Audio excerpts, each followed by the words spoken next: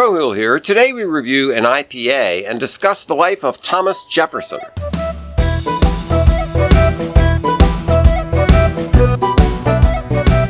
Hey, good evening, Pigweed. Good evening, Crowhill. How about some beer and conversation? That's a great idea. What are we drinking? This is an IPA from San Francisco. San Francisco. All right. Indeed. Fantastic. All right. So what's on your mind? Well, what do you think is the connection between Thomas Jefferson and woolly mammoths?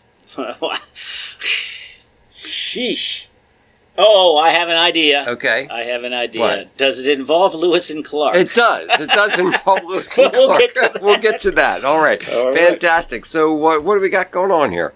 Yes. So it's a blood orange from 21st Amendment. I'm pretty sure that's San Francisco.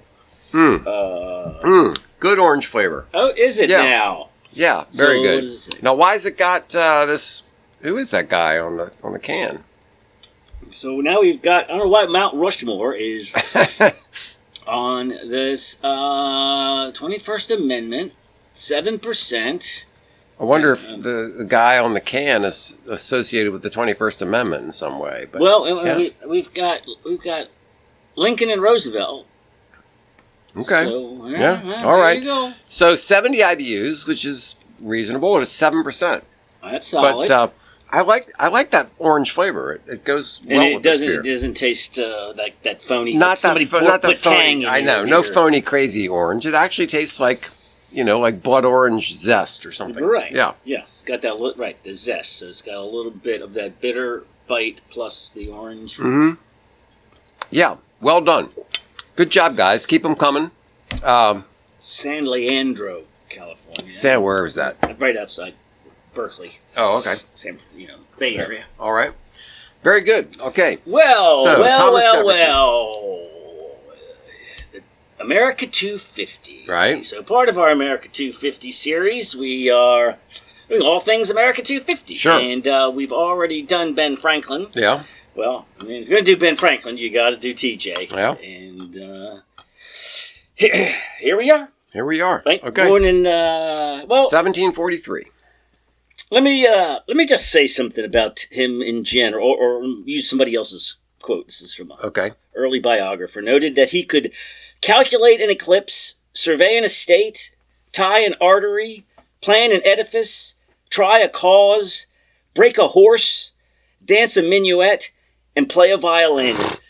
He was a farmer, a scholar, a lawyer, a scientist, an inventor, an innovator, an architect, a statesman, a diplomat, a philosopher, and a gifted political athlete. Yeah. Well, yeah. That's a lot to say about a fella. That's a lot to say. Which, you could say most of that about Ben Franklin, who's just all over the place. Yes. All over the place. It's amazing. A lot of these guys were the extent of their skills is just. I heard Jordan Peterson one time talking about when people are really geniuses, then they succeed in multiple different areas of life. They can write books, they can write musical scores, they can all these different things. And Thomas Jefferson is clearly in that category. Yes, definitely. Yeah. And but the other thing, I don't know. I just am always amazed. When I think about back then, it just seems like everything is so difficult to get to. And just like, it's not like you can just walk down to the public library, or go to the library or whatever. You have to get on a horse. I don't know how long would it take you just to even get to the capital of Williamsburg from Charlottesville. On the other hand, very true. But on the other hand, there was less to know, right? So you could be like, I know almost everything there is to know. Yeah. I mean, if you say, okay, let me find all the good books on chemistry. What would that be? 10 books? Like now it's 10,000 books. And you are less distracted by schlock. Mm-hmm. You know what I mean? You're not fooling around on the internet. You're not watching. You're not watching Happy Days on TV. You're not watching the soccer and football. Right? It's right. So it's probably a little bit more focused. Yes, although you do have to feed the horses, and unless you have people to do that for you. Yeah. But so, I mean, it's an interesting mix, but it's kind of the idea of the gentleman farmer. Yeah, you're a farmer, but you're also a scholar and you're reading stuff, you're working on your mind, you're playing an instrument, you're dancing the minuet. So, all right. Well, so 1743. There you go. He's he's the first son, third child of a well-to-do family. Yes. They do just fine. His mother even. I think his dad was actually from Wales or something. He's from the old country. Okay. But came here and did very well for himself and married very well. Yes. Which was kind of a big key to his success. That he married into a rich family. Yeah. So did George, didn't he? Yeah. So in school he learned Latin, Greek, and French, and then taught himself Spanish, Italian, and the Anglo-Saxon of the English Dark Ages. What in the world made him do that?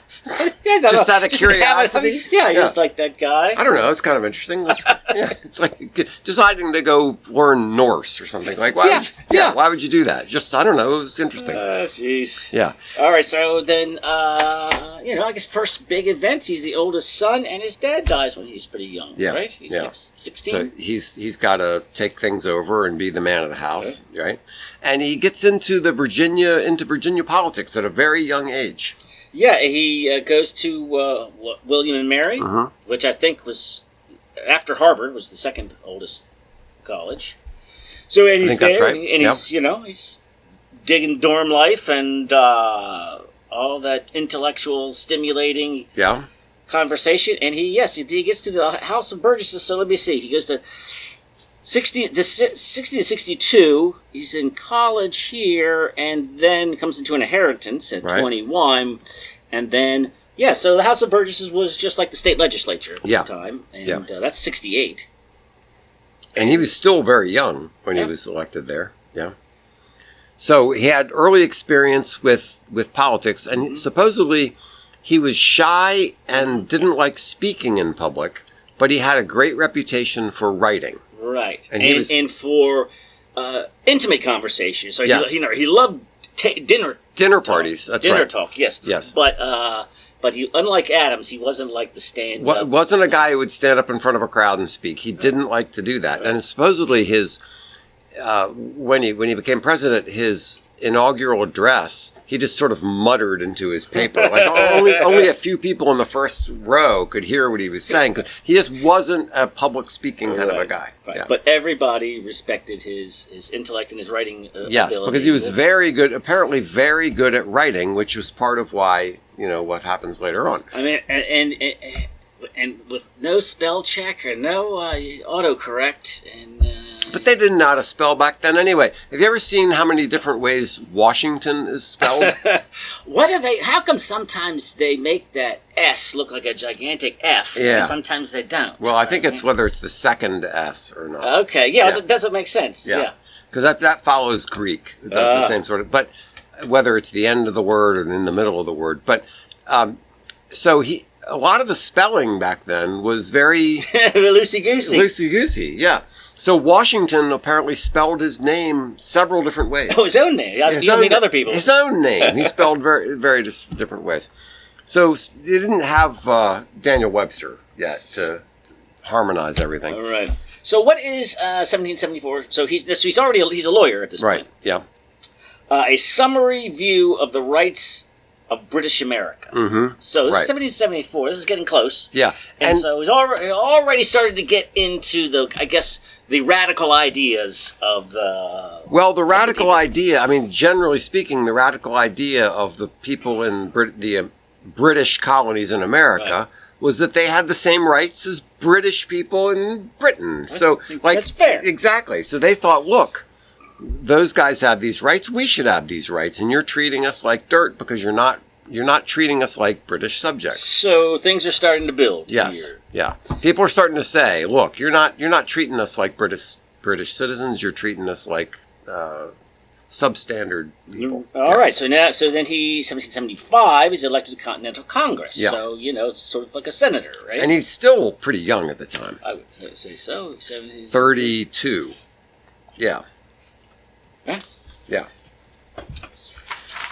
So he's in the Continental Congress, and he gets chosen. So there's this group of people who are chosen to write a Declaration of Independence. Right, the Committee of Five. Yeah, and the committee is like Ben Franklin, John Adams, Thomas Jefferson, and two other guys I don't remember. And they're all... And I apologize. Yeah, they're all going back and forth. So there's this great scene in the musical 1776 where they're trying to play out who gets the pen. Okay. And they're going back and forth, and they're making fun of each other, and they're saying you're better than me, and they go back. It's a fun scene. Oh, but so one of them, and... So one of them is John Adams is a possibility, but Ben Franklin says you're obnoxious and disliked. You know it's true, and Adams says, yeah, okay, that's true. Yeah.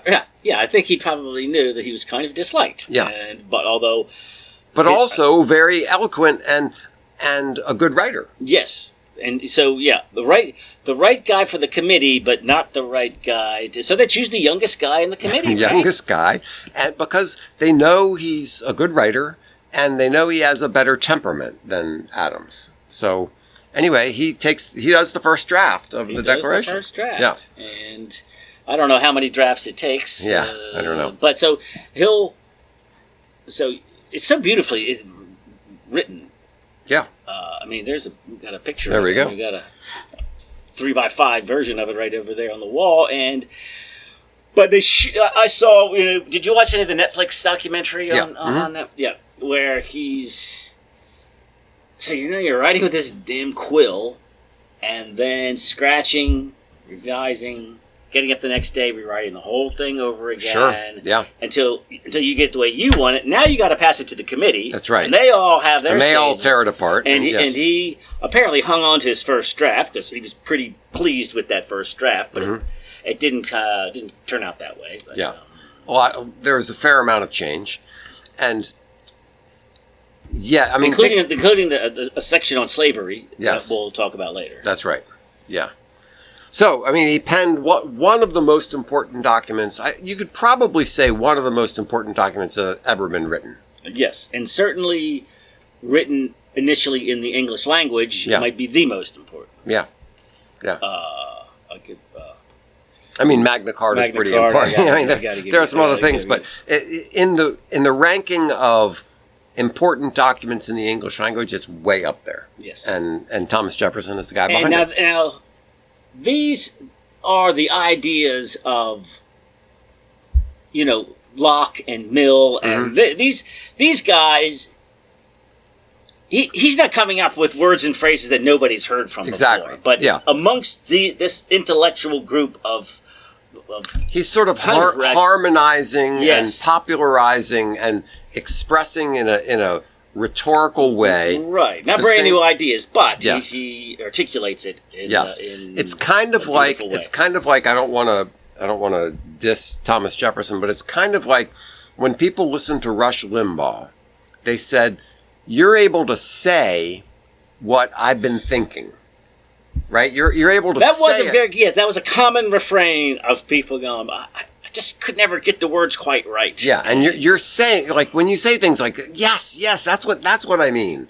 And so Thomas Jefferson kind of did that. Yeah. He took all the revolutionary fervor and the ideas, the political ideas, and he brought them all together and made it sound in a way that people could get behind it and say, yes, this is what we mean. Now, Common Sense was already out. Thomas Paine's Common Sense. Yeah. So that these are those revolutionary words, and he just crystallized it in a beautiful way. Here he is in 1776. Then it's passed. They vote for it on the 2nd. Yeah. Which John Adams apparently always thought should be the... He stayed mad about that his whole life. We should be celebrating July 2nd. Every 4th of July, every time the fireworks and hot dogs came around, he'd be like... You're 2 days late! 2 days late! Because the 4th was when they approved the text. Yeah. And then they actually... The 2nd was when they actually voted to... Yes, we're doing this. Yes, we're doing this, yeah. And not everybody was in on it. No. But then... Is this the time when they... And who was it that said, if we don't hang together, we shall all hang... I think that was Franklin, wasn't it? I don't really know. I'm not positive.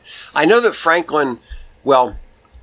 Oh, he did I'm that. pretty sure that Franklin did a thing where they called the Pennsylvania vote, and the guy who was the head guy in the Pennsylvania said no, and then Franklin said, would you poll the delegation? Because there were 3 of them. And Franklin and the other guy, well, Franklin was for, and the other guy was kind of waffling. And when they and Franklin probably gave him a look like, yeah. Do you want to be the one guy who stopped this? Right. So so they polled the delegation. Pennsylvania was in favor, and eventually it became unanimous after some compromising. But the first cartoon that was published in his paper and written by him was that dismembered snake. And where each piece represented a colony going, this is, what was the phrase underneath of it? Not to tread on me, it was something else. No. It was a dismembered snake, meaning, if we're not unified together, this thing's never gonna happen. It should come. It'll come to you. Anyway, so then after this, all of the colonies they officially exist with a charter from England. Yes. And so now he has to rewrite his own, not state constitution necessarily, but for Virginia. But for Virginia, before we get to that, all right. I want to spend just a minute on some of the things that were said in the Declaration that were part of the American spirit then. That do people really believe this now? They are endowed by their Creator with certain inalienable rights, right? Which among these are life, liberty, and the pursuit of happiness. Do we believe today that people have inalienable rights endowed by their Creator? That's not the way we think about things today. Which is a very dangerous way to not think about them, because the alternative is these rights come from the government, right? And they were expressly saying that's not how this works. Yes, and then another very radical thing, was that governments get their legitimacy by the consent of the governed. And King George is what are you talking about? I get my legitimacy from God. I don't. It has nothing to do with it. There's a Latin phrase on the crest. Basically, rights from God is kind of how it works. Yeah, so it's an interesting reversal, because the traditional model was the king got his rights directly from God, and Thomas Jefferson saying, no, the people get their rights directly from God, therefore the government gets its power by the consent of the people. Yeah. So it was like a flipping of the whole order of how how you justify the right of the civic order. Yes, and so the following document, the Constitution, is going to be about not a list of rights that the government grants you, but a list of rights that the government can't infringe upon. It's like a what do you call it when you get an order against somebody to stay off your property? It's like a restraining order. Yeah, you go. It's more like a restraining order than it is a list of rights. Right, because these guys were fairly radical. Really. If you think about it, you're a bunch of scrawny little colonies, and you're going to say to the strongest, most powerful nation in the world at the time, we're breaking free from that, and we're going to invent our own new thing. Yeah, we're not going to adopt another country. We're not going to saddle up with whatever is going on in Mexico. Right. Yeah. And we're just going to do our own new thing. And we're not even sure how it's going to work out. That's right. First things first, and that's the Declaration of Independence. Right. Yeah. Pretty amazing. All right, I'm sorry. So now you're right. Now the problem is, what are all these states going to do? Right. Because now that charter that you got, that was granted to you by King George, that doesn't mean anything anymore. So we got to come up with something new. Right. So they have to each state has to write their own constitution. And the big thing, I think the big change that Jefferson gets in motion is that each of these charters also has an official religion. Right. And the Anglican Church was the official religion of the Virginia colony. Yes. And now in this new Virginia state, we get our first taste of separation of church and state. Right, and that was a big thing for Jefferson. But other states went different ways. Other states did have state religions, and Virginia did not. And each state did their own thing. Right, but he kind of kicked off what would be the future. Yeah, and I think a big part of the reason the Constitution says that we're not going to mess with religion is because of this differentiation between all the states. Mm-hmm. You had Pennsylvania had their state religion, and New Hampshire had their state. Other states had their state religion, not New Hampshire, and right, Maryland was Catholic. So so the federal, what they're saying is the federal government is going to mess with that. We're hands off, and it's going to be secular, or it's not going to enforce a religion. Right. But Virginia, you're right, was the first to say we're going to come up with this idea of a state without a state religion. And that's TJ right there. That's right, and that became the whole thing about wall of separation from church and state. That was from a speech that Thomas Jefferson gave to some Baptist convention. Yes. Yeah. Now, if you polled people, man on the street, right, would they say that's in the Constitution? Of course they would. Probably 90%. Sure. Yeah. Yeah. That's one of the founding ideas of America. The wall of separation. It was it was a letter to a congregation. Or something like that. That's right. But the spirit did capture. So he served as governor from 79 to 81. Now a lot of the founding fathers, even scrawny little John Adams, participated in the Revolution. Yes. And Jefferson did not. No, he did not. He seems to have been a bit of a dandy, and and he's like, I got things to take care of. I got Monticello. I got to be, Virginia's got to get a new constitution. I've got all that wine I've got to drink. Violin to play. I know. Yeah. So no, he did not. Although the Brits did want to, they wanted to capture. Obviously, they knew who all the signers of the Declaration. Yeah, and they wanted to capture and kill them all. Any of them. And apparently we just by. Well, apparently the Brits were coming into Virginia trying to capture the Virginia legislature, including Jefferson, and Virginia had to move its capital from Williamsburg to Richmond, and then out to like Charleston or something. Charlottesville. Which is right down the street from Monticello. That's right.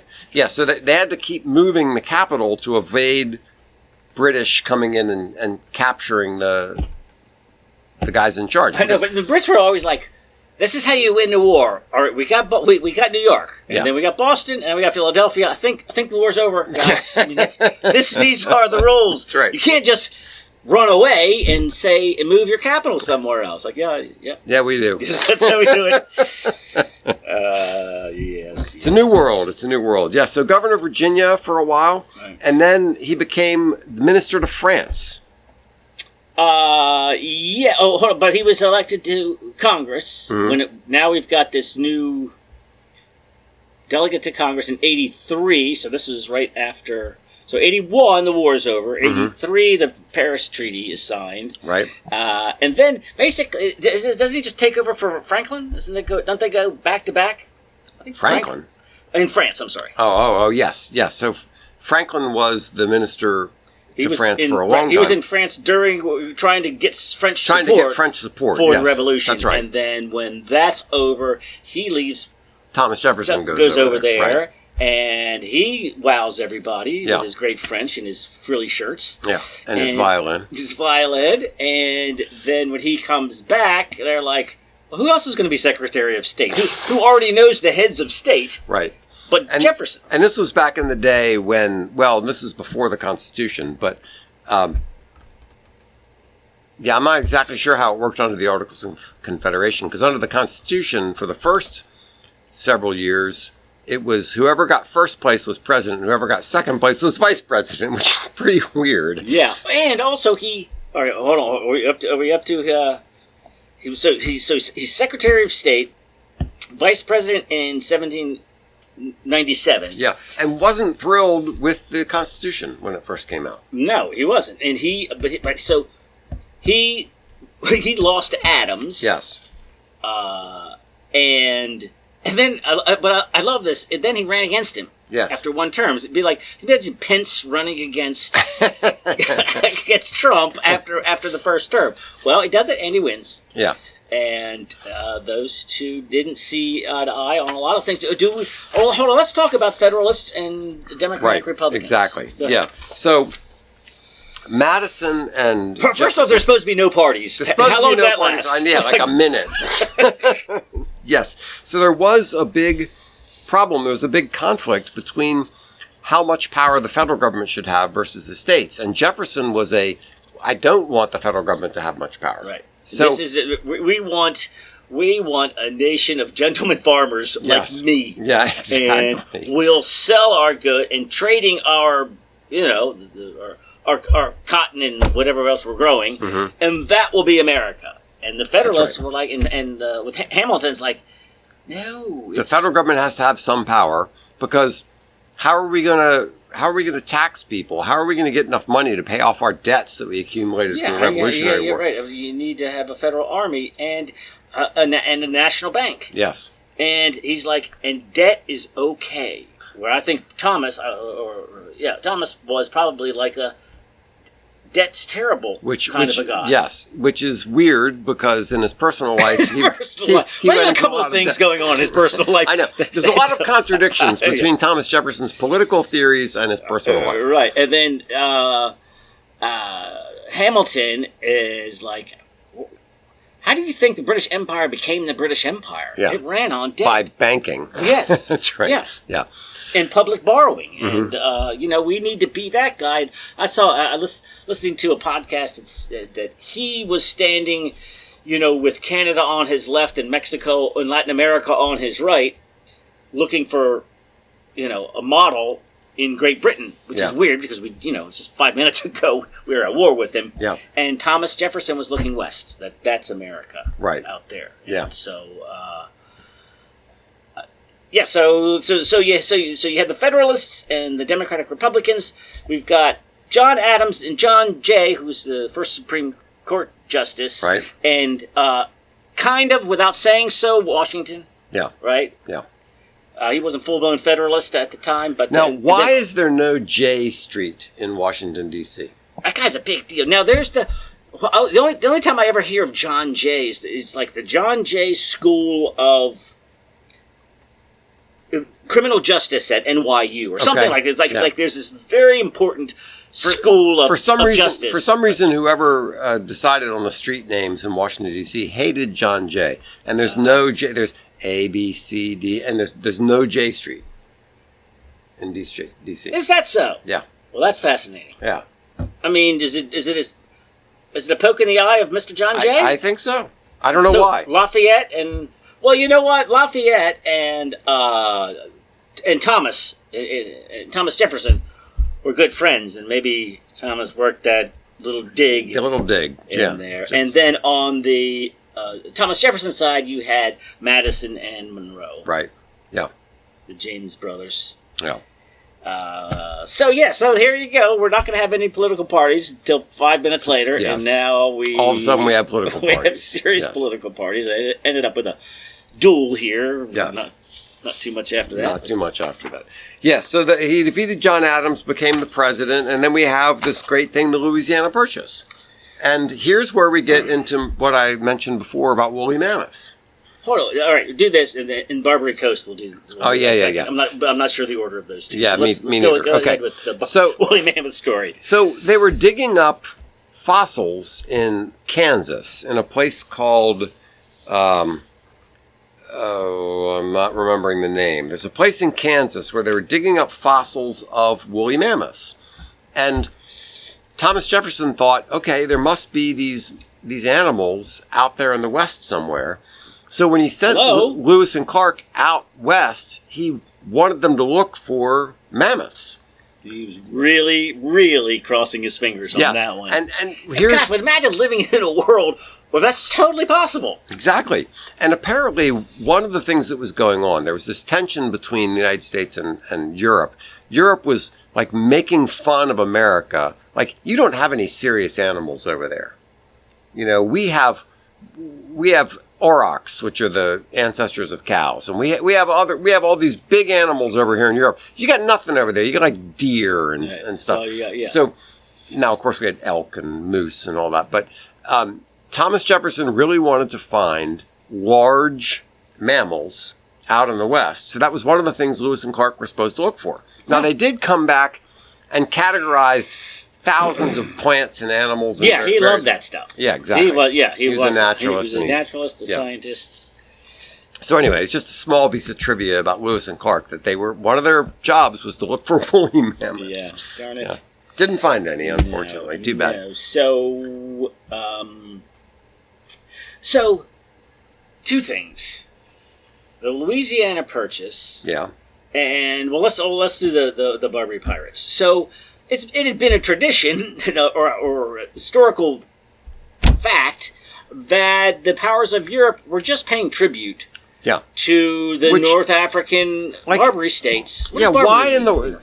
I don't know. Why in the world would you do this? So a bunch of Muslim bastards in North Africa are going out and enslaving white Europeans.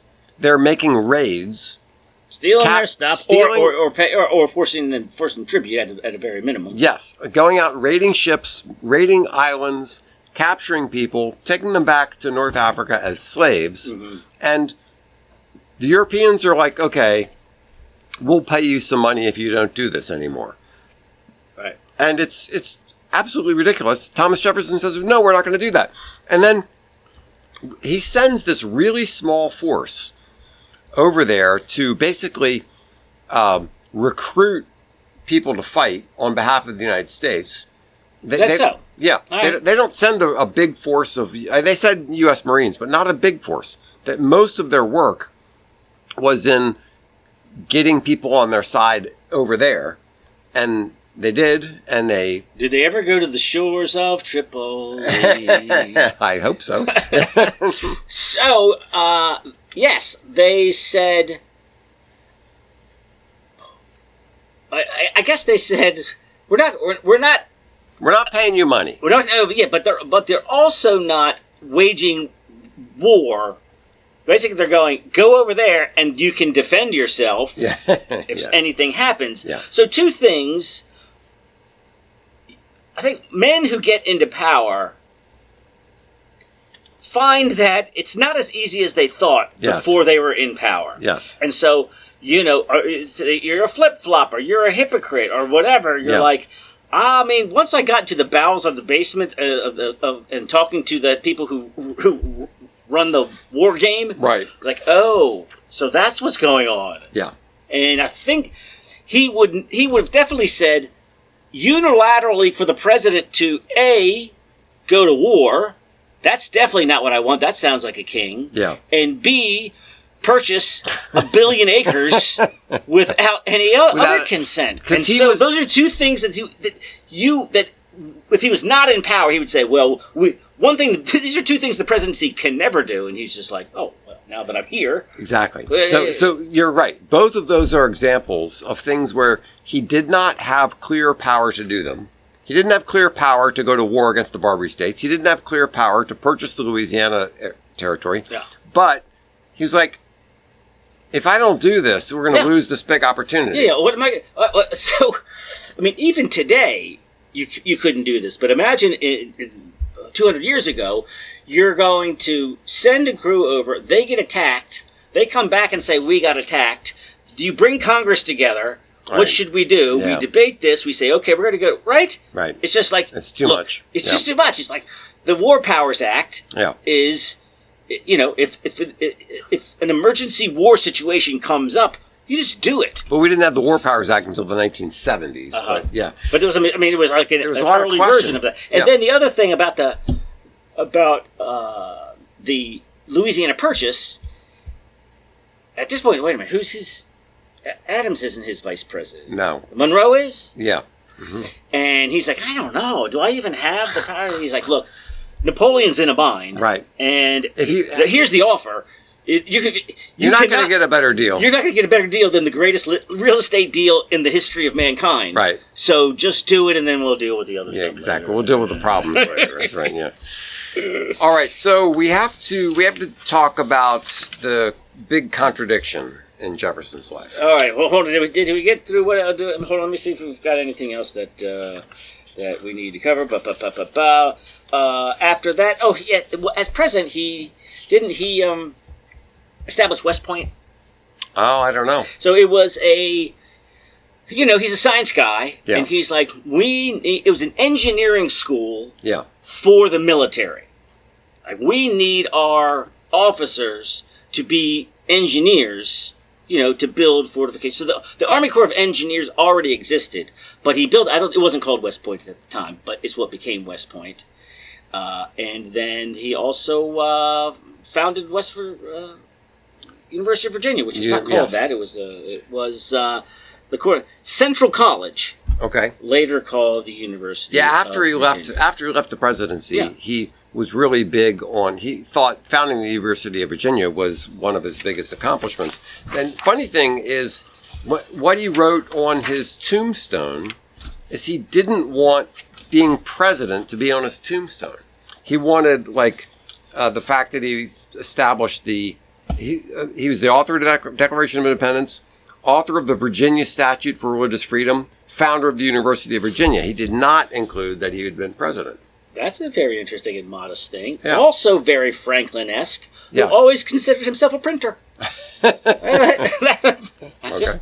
right, that's my main gig. But it also expresses this idea that they had back then, that they were first citizens of their state, and that the federal government was like, we need to put up with you guys, but first of all, I'm Virginian. First of all, I'm a Pennsylvanian, whatever. Yeah. All right. So the big contradiction in Jefferson's life is that he promoted, all men are created equal except you guys. Well, in general, I hate judging historical figures by modern standards. Right. It's just dumb. Yes. Right? It's just like, well, how can an 18th century man behave like an 18th century man? Right.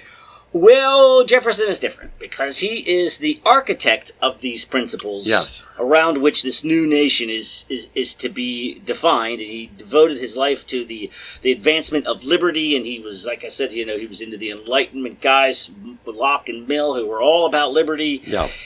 And, like 500 slaves over the course of his lifetime. Right. He had a slave assigned to him when he was 2 years. Basically, he was a 2-year-old with a 2-year-old slave. Right. And who was like his companion. And that's how they did it with all their kids. Like, you, and then they'll be your buddy and but, they know where they stand. Yeah. And there's a huge contradiction there. And it's kind of amazing that he didn't see that and just kind of lived with it his whole life. Yes. And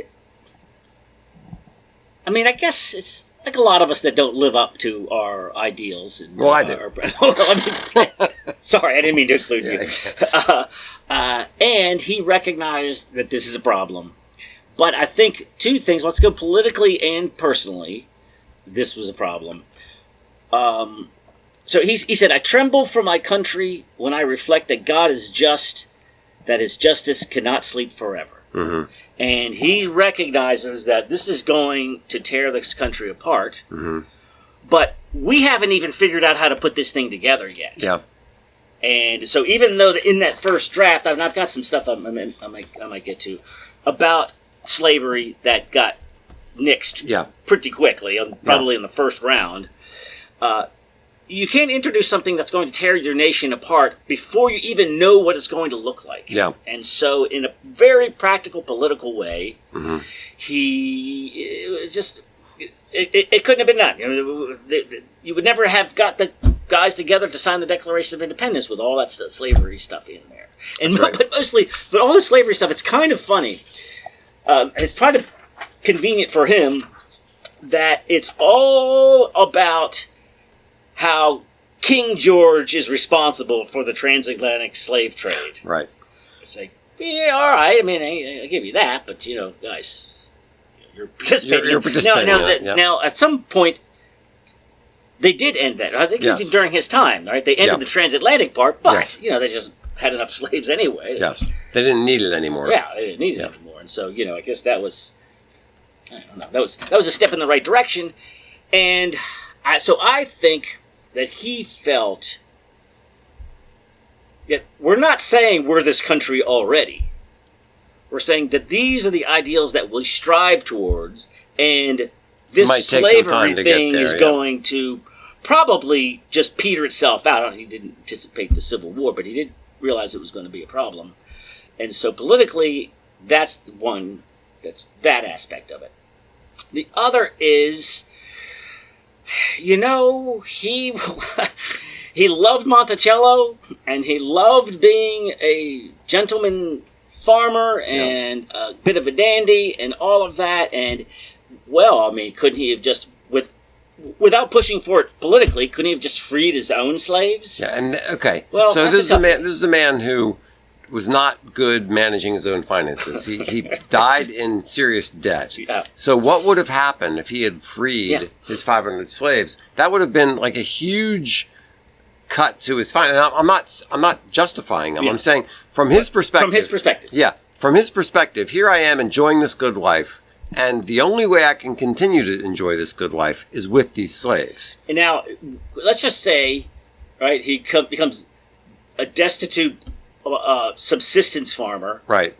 Would he have the political stature to go on to be first Secretary of State, the second Vice President, the third President, and on and on and on? Yeah. Right. So you could say that these things would not have happened. He would have been the guy. He would have been like a trivia question. Like, what was the name of that guy that wrote the Declaration of Independence and then just became a pauper? Yes. Oh yes, Thomas Jefferson. Yeah. Right. And so, I mean, which is not to justify what he did, but you can understand from his perspective that he didn't want to give up this immense amount of wealth that he had, and that wealth, unfortunately, was in the person of a bunch of slaves. Yes, and it really, like you said, it really wasn't wealth; it was collateral. Yeah, that he could, that he could borrow against, and so. So does this taint Jefferson? Oh, yeah. Of course it does. Yeah.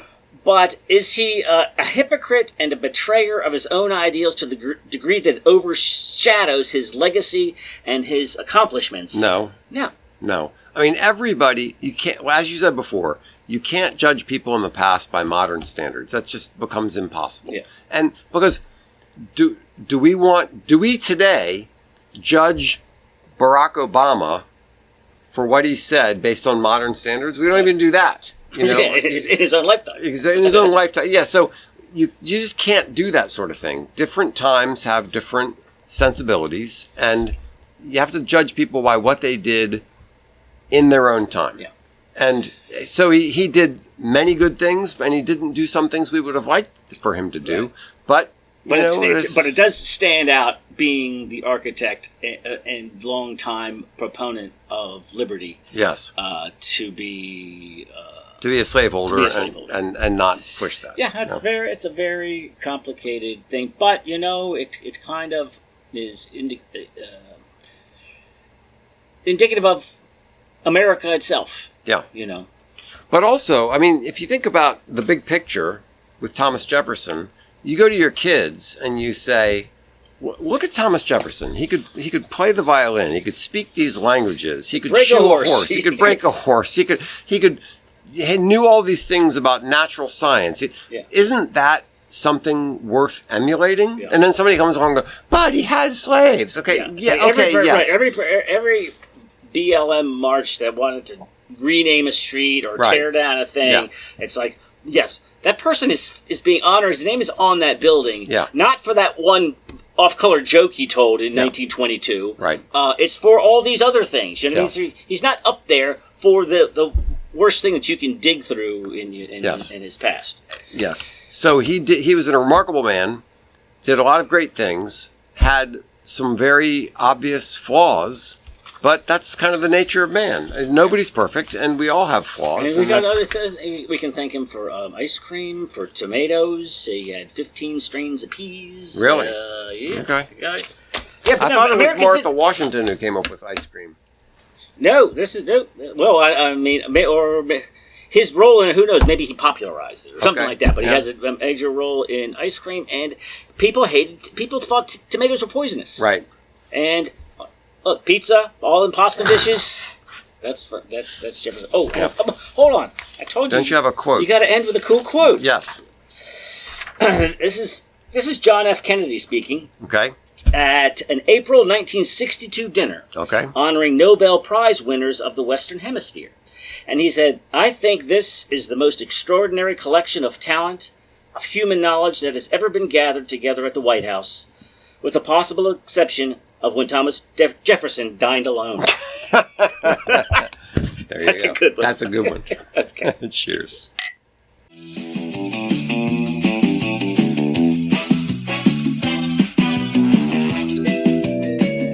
Thanks so much for listening. Be sure to like this video and share it with your friends. Blue suit in the sunshine.